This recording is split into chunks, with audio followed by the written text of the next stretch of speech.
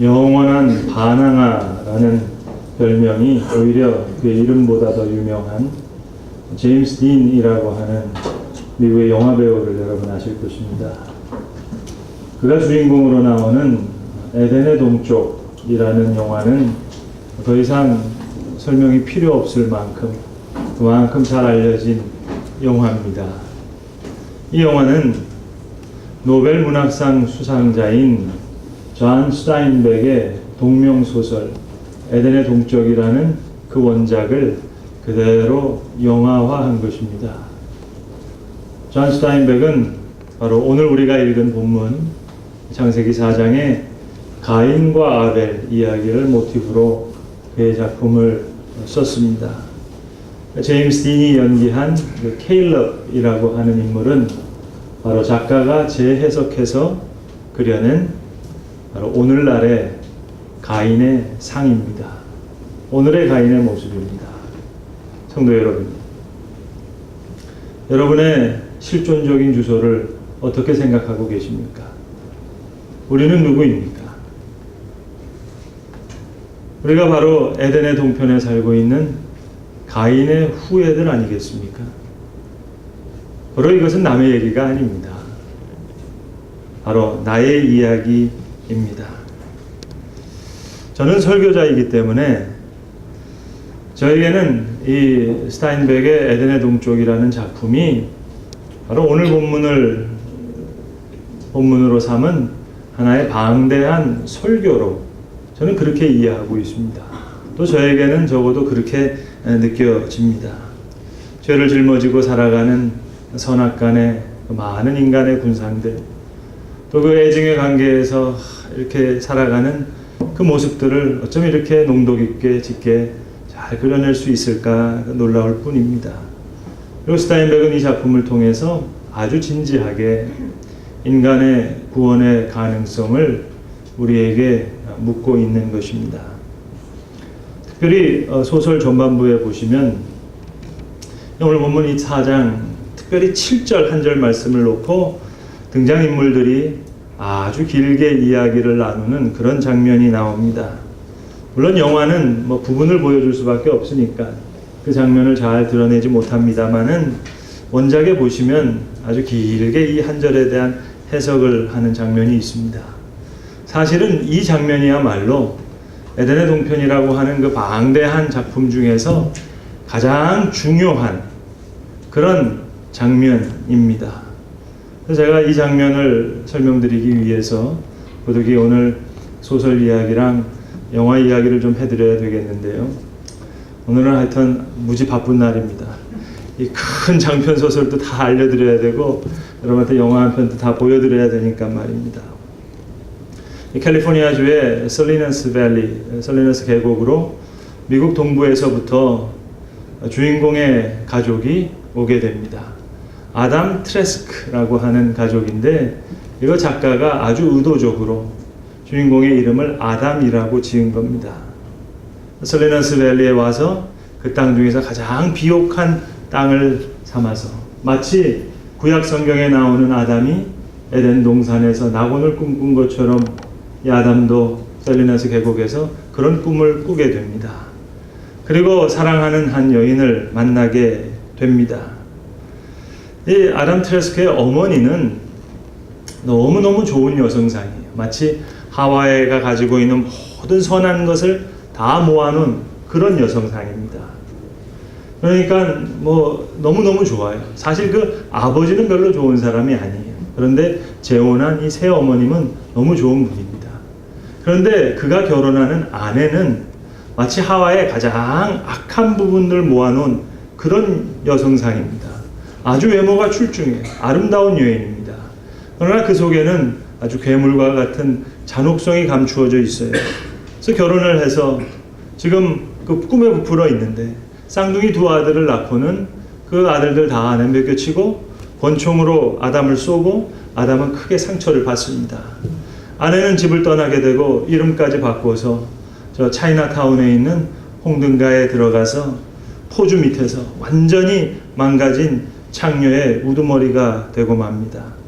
자, 지금 바로 이런 와중입니다. 그런데 거기 중국인 요리사 리라고 하는 이름을 가진 중국인 요리사가 등장하게 되는데 아주 충직한 사람이에요. 이 아담의 가족들을 잘 돌봅니다. 어린아이들 오랜 기간 동안에 잘 키워내는 충직한 사람으로, 가족은 아니지만 가족보다 아담을 더 사랑하는 그런 사람입니다. 이 아담도 청교도적인 신앙을 갖고 있는 사람이기 때문에 그 원작을 보시면 여러 군데에서 성경을 가지고 토론하는 내용이 많이 나와요. 특별히 선과 악에 대해서, 죄에 대해서 이렇게 이야기를 하는 장면이 많이 나오는데, 자, 여러분 한번 생각해 보세요. 지금 아담 트레스크는 아내의 죄와 악 때문에 큰 고통을 당하고 있습니다. 그리고 동시에 좋은 이런 선한 신앙인의 도움을 받으면서 살아가고 있어요. 그래서 이 이야기들을 많이 나누게 되는데, 아주 결정적인 장면에서, 결정적인 시간에 이 리라고 하는 중국인이 하는 이야기가 있습니다. 바로 이 창세기 4장 7절을 가지고 길게 이야기를 하는 내용인데, 그런 내용입니다. 지금 동안 우리가 이야기를 할 때, 수년 동안 죄에 대해서, 선에 대해서, 악에 대해서 이야기할 때 창세기 4장 1절부터 16절에 가지고 이야기를 많이 했는데, 그래서 이 중국인 리가 작정하고 오랜 기간 동안에 말씀을 연구했다 하는 겁니다. 그러고 보니까 모든 문제가 어디서 귀결되는고 하니 이 7절, 너는 죄를 다스릴지니라, 이 말씀을 어떻게 번역하느냐에 따라서 모든 문제가 귀결된다는 걸 알았다는 거예요. 자, 하나님께서 지금 자신의 제사를 받지 않게 되자 가인은 지금 몹시 분해서 안색이 변했다 했습니다. 얼굴이 불그락 푸르락 하고 있는 그 가인에게 하나님이 해주시는 말씀이에요. 지금 너의 죄가 내 문 앞에 엎드려 있다. 죄가 너를 원하고 있다. 그러나 너는 죄를 다스릴지니라. 그러면서 이제 이 리가, 중국인 사람이 하는 얘기입니다. 킹 제임스 버전을 찾아봤다는 거예요. 그랬더니 거기에는 이 말씀을 약속으로 번역했더라는 겁니다. You will, 너는 죄를 다스리게 될 것이다. 약속으로 번역했다는 거예요. 그런데 그 약속의 말씀이 다시 아메리칸 스탠다드 바이블을 읽어보니까 여기에는 명령으로 번역됐다는 거예요. 너는 반드시 죄를 다스려야 할지니라. You shall. 그렇게 번역되어 있다는 거예요. 이게 약속인지 명령인지 이게 뭐냐는 겁니다. 근데 소설에서 이 장면을 아주 흥미롭게 이렇게 그려놨어요. 왠고하니 한번 생각해 보세요. 중국 사람이 영어 번역을 딱 놓고 문법적으로 또박또박 짚어가면서 이야기를 하니까 듣고 있던 미국인이 얘기하는 거예요.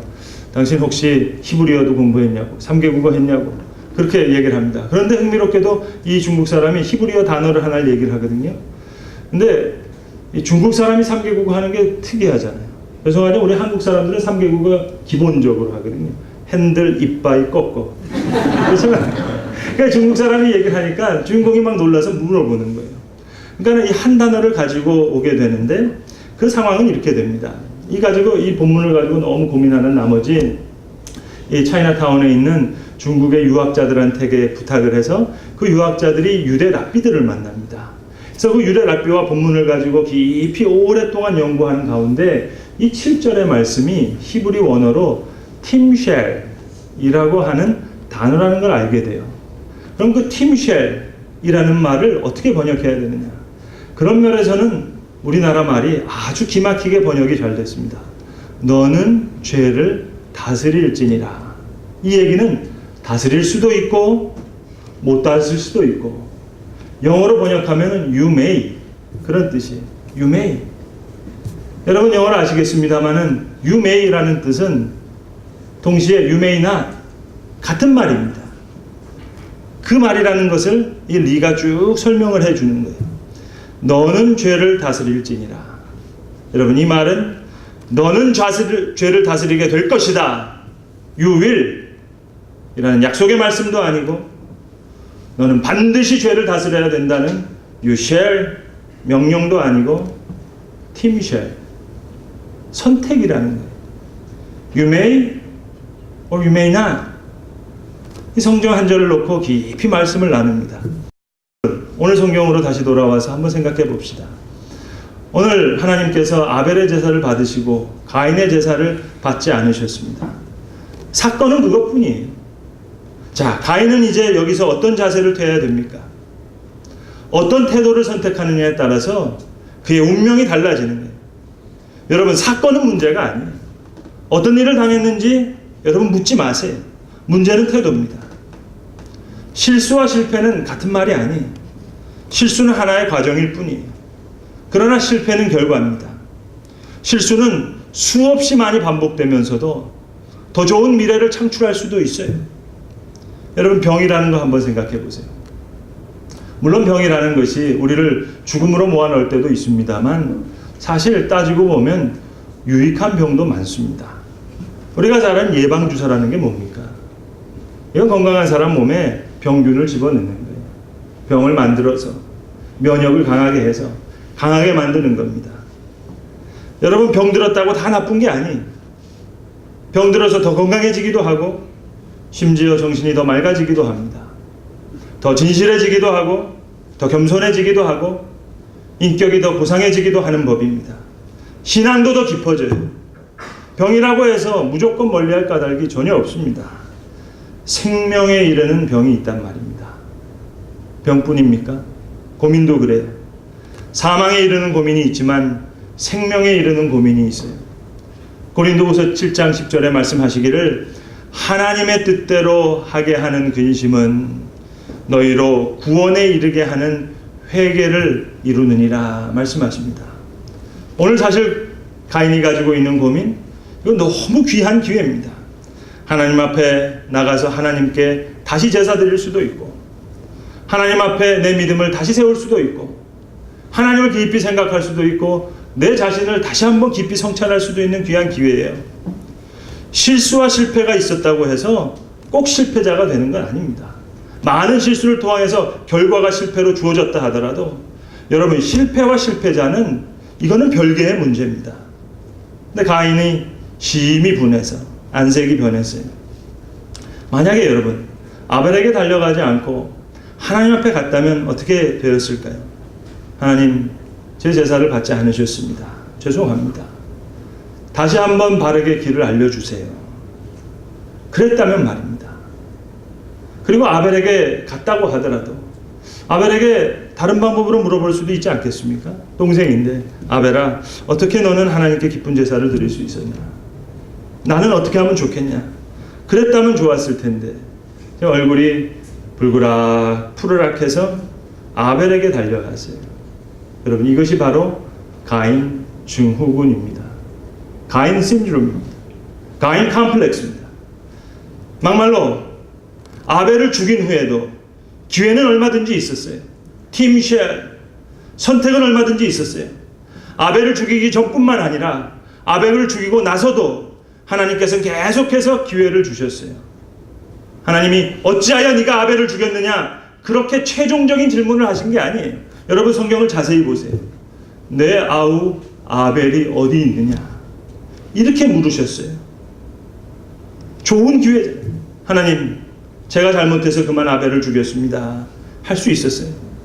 그러나 저는 모릅니다. 누구 안전인데 제가 아우를 지키는 자입니까? 그렇게 대답했어요. 내 아우 아벨이 어디 있느냐 물으실 때 제가 잘못했습니다. 제가 그만 죽였습니다. 제가 미쳤나 봅니다. 했다면 말입니다. 제가 믿는 하나님은 분명히 용서해 주셨을 거라고 저는 그렇게 믿고 있습니다. 제가 아우를 지키는 자입니까? 변명했어요. 여러분, 죄는 지을 수 있어요. 그러나 변명의 죄를 더하지는 마세요. 죄는 지을지언정 회개하는 기회를 놓쳐서는 아니 되는 것입니다. 그리고 하나님 다시 말씀하시죠. 내 아우의 피 소리를 내가 듣는다. 땅으로부터 그 아우의 피 소리가 내게 들렸느니라. 이 말씀 속에도 사실은 다시 기회를 주시고자 하는 하나님의 사랑이 아직도 여기에 있습니다. 이 말씀은 쫓아내는 소리가 아니에요. 불러들이시는 얘기예요. 다시 붙잡아 주시기 위해서 기회를 주세요. 내 아우의 핏소리를 내가 들었느니라. 그러나 가인은 여호와 앞을 떠나서 에덴 동편으로 갔습니다. 에덴의 동쪽으로 나아가고 말았습니다. 여러분, 그 에덴의 동쪽이라는 작품에도 다시 세월이 흐르고 또 세대가 바뀌어서 이 케일럽과 에론이라고 하는 이 두 아들이 자라납니다. 마치 성경에 나오는 가인과 아벨처럼 말입니다. 그런데 그 모습이 그렇게 다를 수가 없어요. 이 형제의 이름도 작가가 아주 의도적으로 지었습니다. 가인과 아벨, Cain and Abel, 그것과 비슷하게 Caleb and Aaron, CA, 그렇게 지은 거예요. 자, 그런데 그렇게 달라요. 이 제임스 딘이 연기했던 이 케일럽은 반항아적인 기질을 가지고 있지만 사실은 아버지의 사랑을 그토록 갈망하는 그런 모습입니다.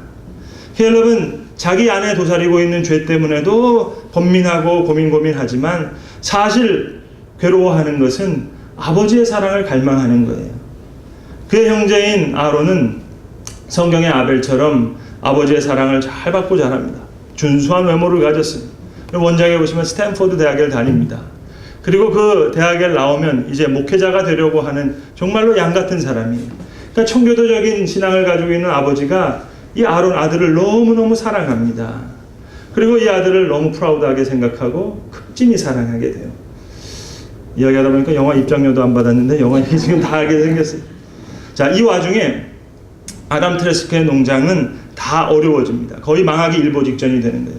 생의 보람과 기쁨을 다 잃어버리고 암담한 좌절 가운데 아버지는 그저 완전히 망가집니다. 헤어날 줄을 모릅니다.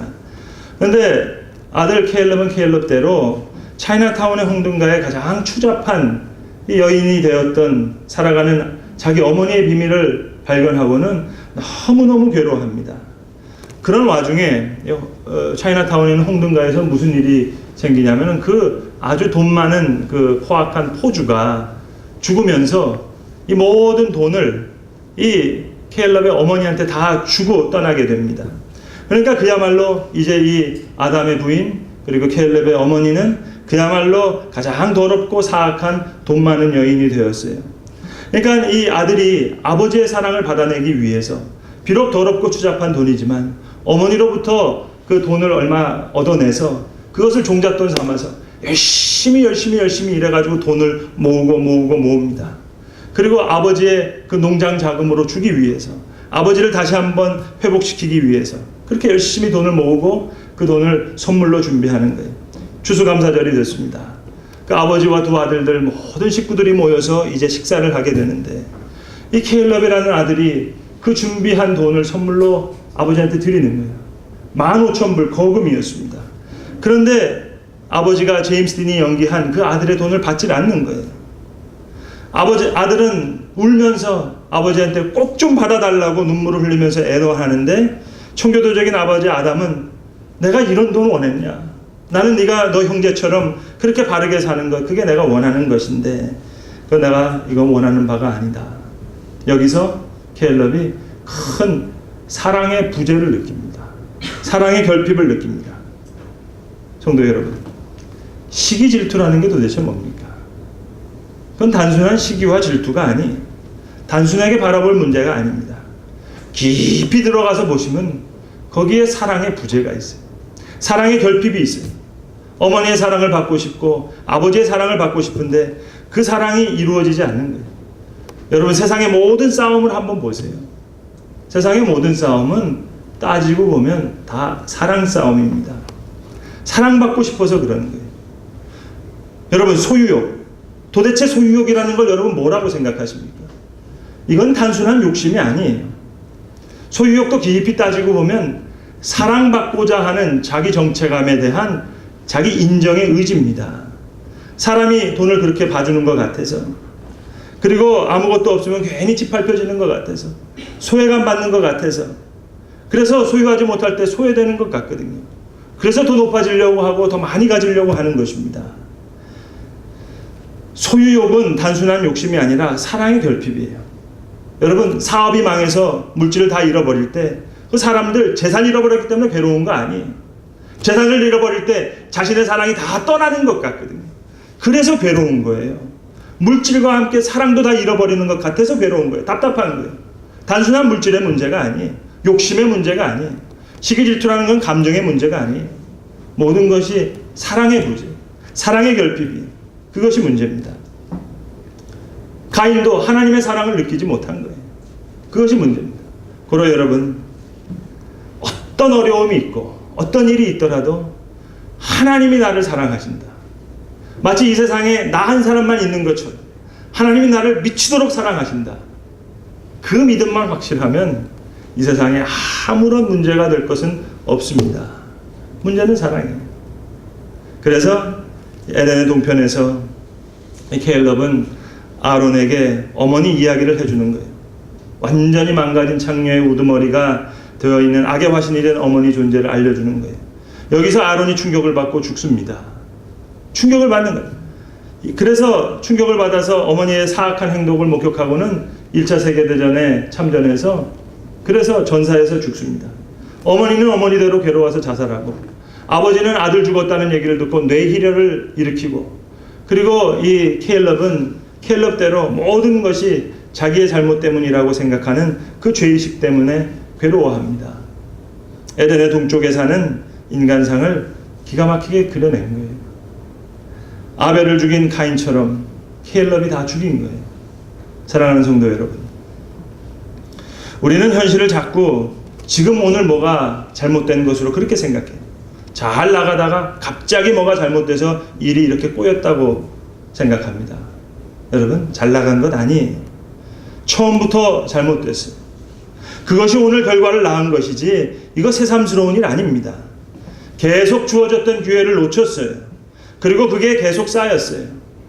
그렇게 있던 사건이 오늘 나타난 것뿐이에요. 잔치했다면 남의 돈 가지고 한 잔치고요. 잘 살았다면 빚내 가지고 흥청거린 거예요.